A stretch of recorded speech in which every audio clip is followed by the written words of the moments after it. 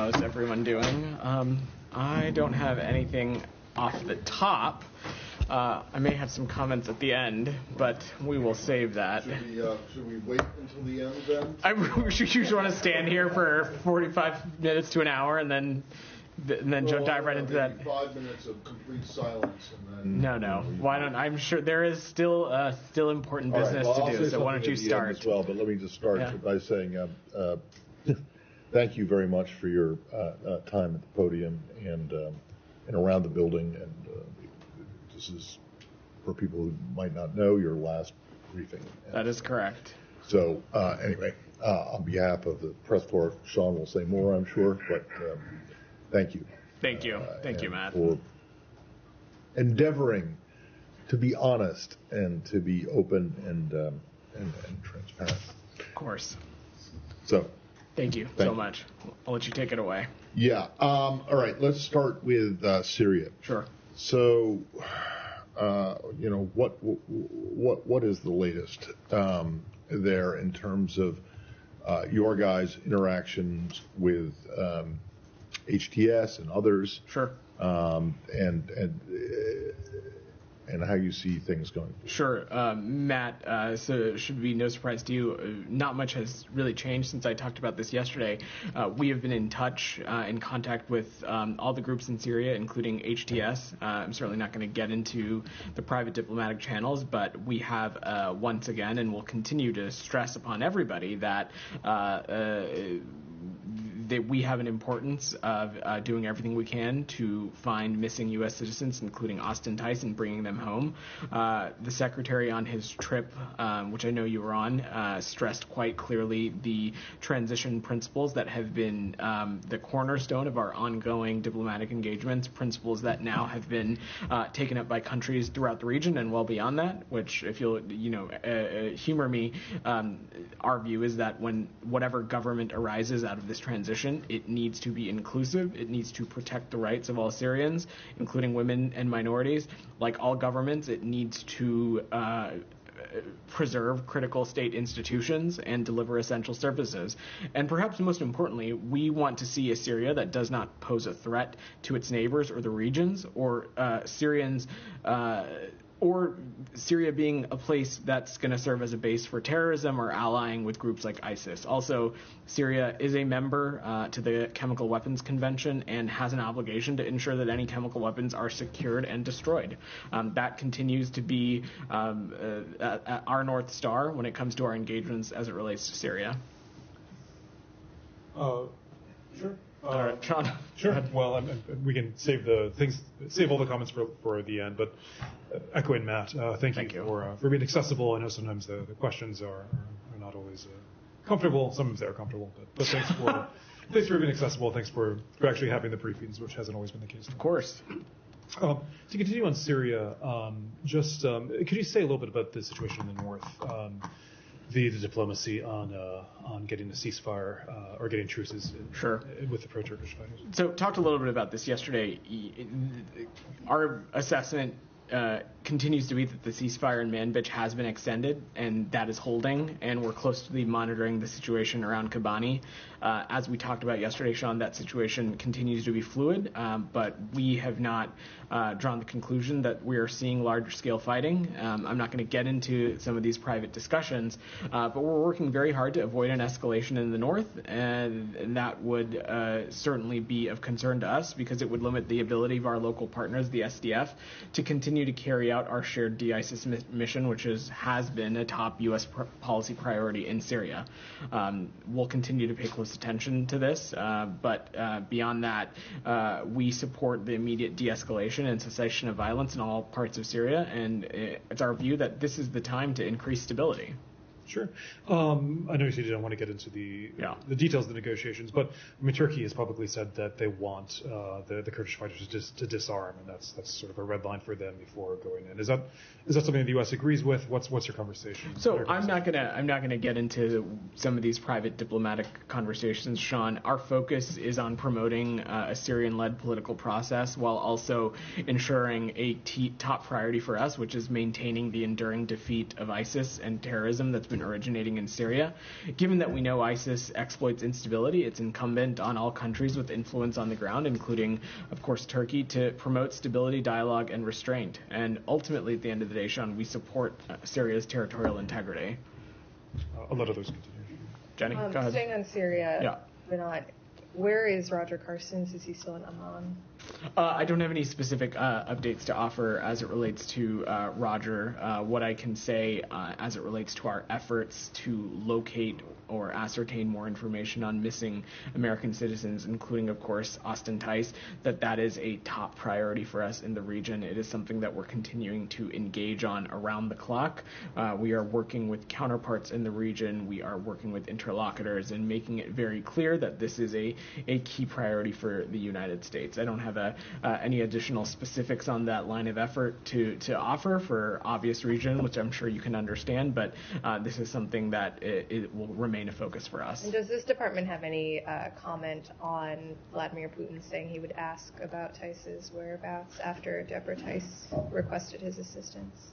So I'm just not gonna. I don't have anything to offer on that. If there is any country that wants to play a constructive role in locating Austin Tice, we certainly would welcome that.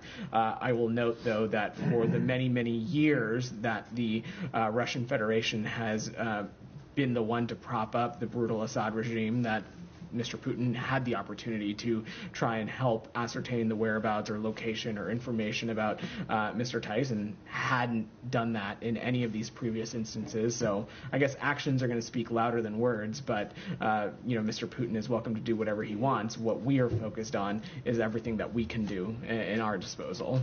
And then I have some on Gaza. Well, sorry, could you just move back on Roger Carstens? So you said you don't have anything specific to say. So is he missing too? He is not missing. I don't have anything to offer. So where is he? He continues to be in the region, working on this very important issue. Matt. So he's not back in D.C. Correct. He's still out in the Middle East. Correct. He is in the region. I don't have any other updates to offer. Russian leader Vladimir Putin and Austin Tice. Has there ever been any effort from this building to communicate with Russia to try to ascertain Tice's location? Because obviously the hostage discussion channels with Russia have been fruitful in the past. I'm certainly I wouldn't be able to get into something of that level of specificity, Shannon. It has been no secret for many years now that a priority for us in the Middle East region has been locating and determining information about the whereabouts of Austin Tice. The Russian Federation has known that. Every country in the region has known that. And we have indicated that to just about everybody that this is a key regional focus of ours, and it's ultimately one of our main priorities, the safety and security of the American people.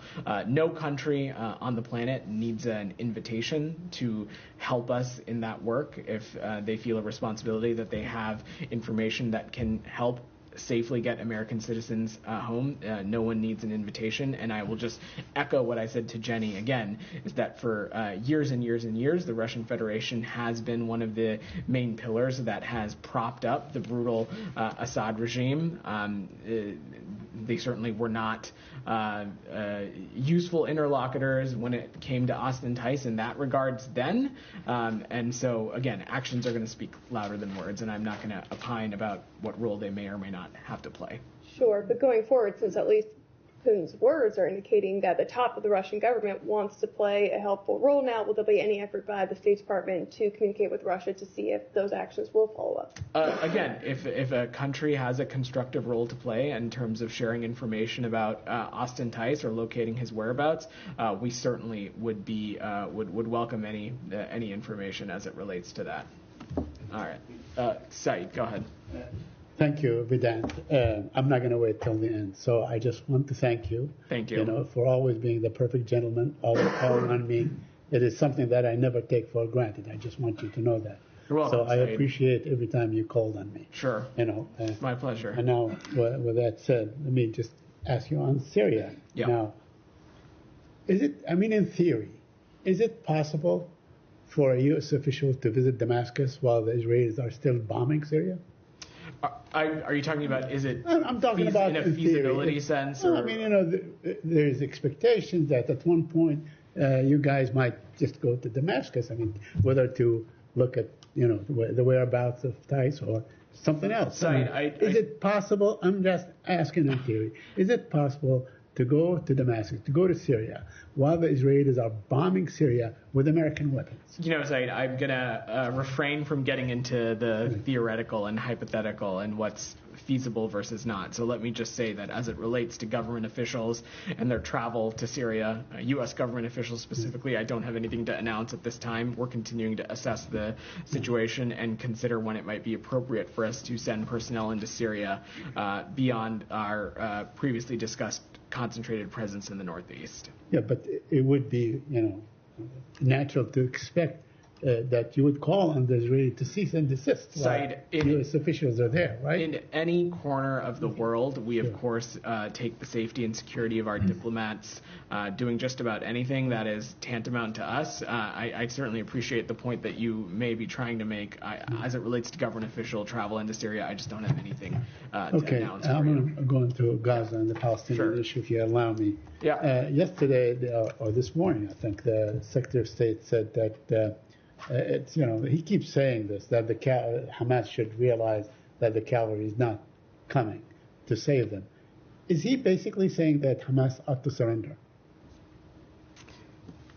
Is he basically saying Hamas ought to surrender? Well, Saeed, when you look at the trajectory of this conflict and the things that we have we've been working so tirelessly on. Of course, what is required here for this conflict to end is an agreement between two parties, of course, Israel and Hamas. And we have seen time and time again Hamas's unwillingness to engage in good faith, its unwillingness to accept deals that have been on the table.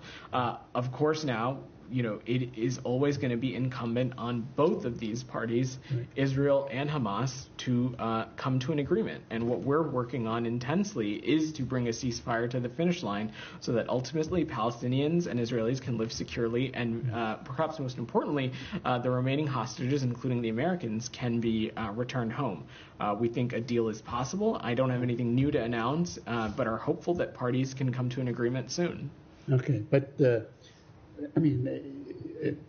language of the Secretary of State on this issue, it seems like he's saying that what Hamas was suing for, which is a broader war, it did not happen and will not happen. So now there are new terms. That's what you're saying, that what we have had back in May, on May 31, when the President of the United States said, I have a suggestion, this suggestion is an Israeli, this is no longer on the table, correct?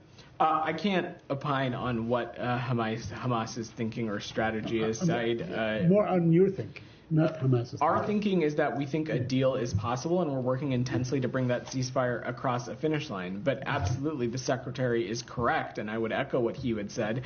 Hamas, and through malign actors like Iran, it was very clear that perhaps a possible end goal here was a broader regional conflict. Out of much great work on behalf of the United States and its allies and partners, that has largely been avoided, and that is what the Secretary was alluding to.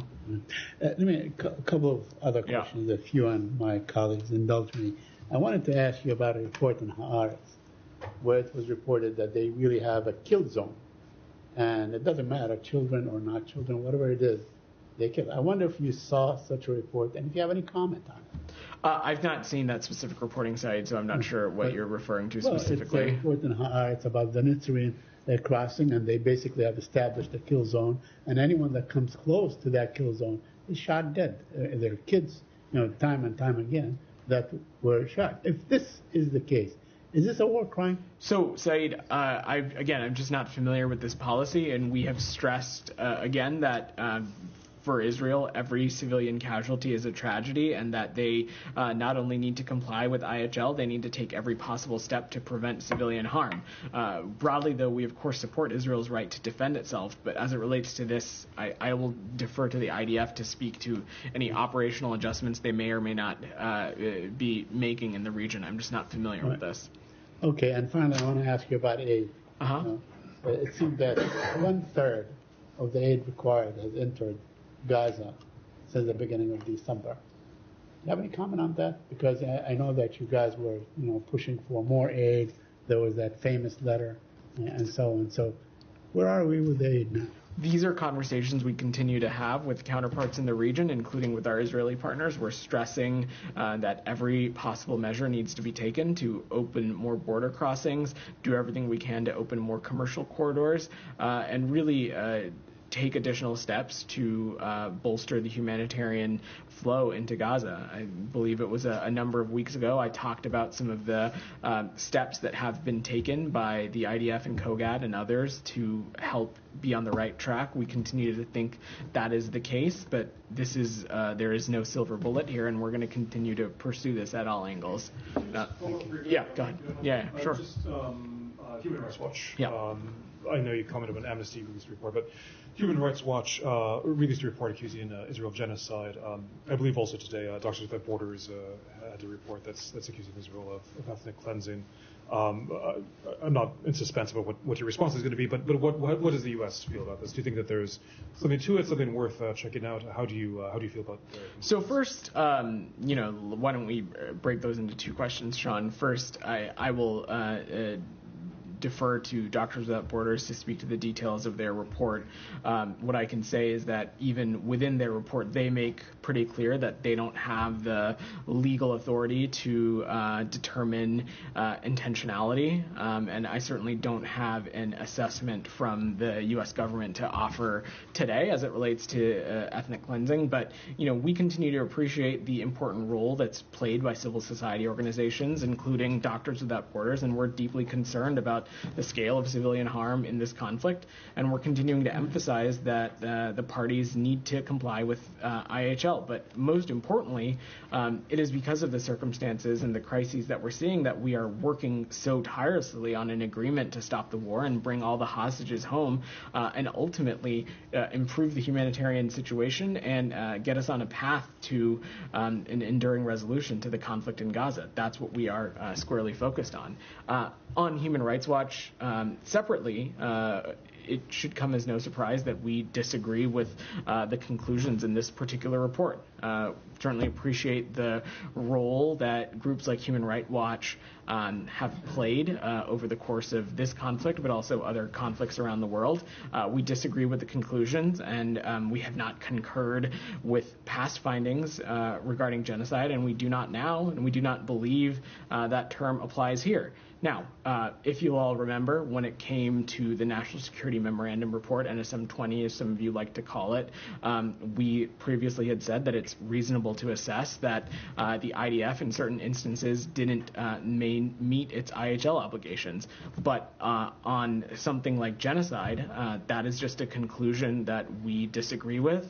We've disagreed it when other entities have come to this conclusion, and do so here. But ultimately, again, I'll stress the same point that I said in the context of Doctors Without Borders, is that we're continuing to work towards an agreement to stop the war, bring all the hostages home, and put it on a path to a resolution to the conflict in Gaza.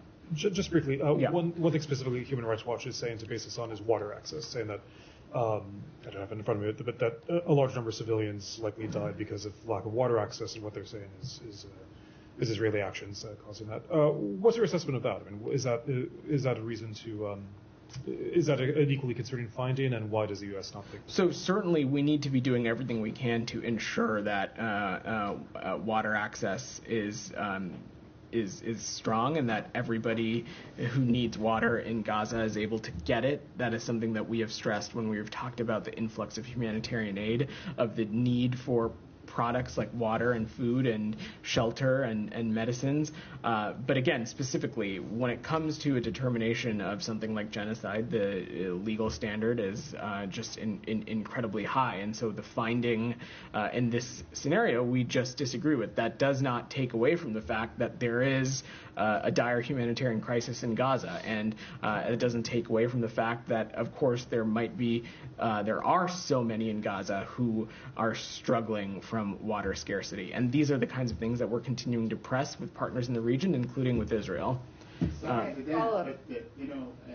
This report is not a lone thing. It did not come out of the blue sky. I mean, 2 weeks ago, there was the Amnesty International report saying exactly the same thing. It's genocide. Other organizations said the same thing. So you will continue to dismiss this but the facts on the ground speaks of genocide. Organizations not affiliated with the U.S. government have the right to draw any conclusion based on their analyses that they want to, and they can. And we certainly welcome the work that they do. But on the perspective of the U.S. government, we'll stress again, as I did stress in the scenario of Amnesty International, that this is not a conclusion that we agree with.